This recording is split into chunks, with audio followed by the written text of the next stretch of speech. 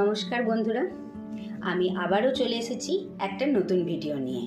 কাল হচ্ছে বৃহস্পতিবার।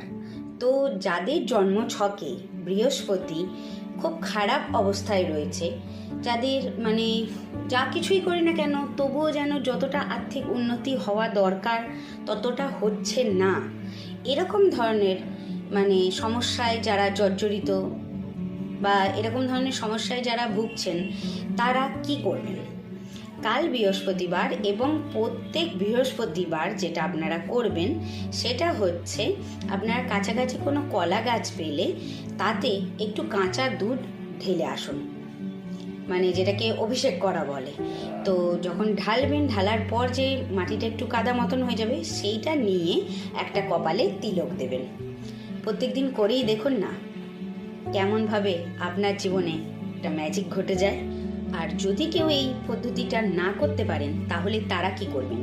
তারা একটা মন্ত্র বলবেন 108 বার করে, দুর্গা দুর্গে রক্ষণে স্বাহা। এই মন্ত্রটা আপনারা পারলে প্রত্যেক দিন বলুন, আর দেখুন ম্যাজিক। ধীরে ধীরে আপনার যে টাকার সমস্যা সেটা দূর হতে বাধ্য। বারবারই বলি যেই কথাটা, অবশ্যই বিশ্বাস নিয়ে করবেন।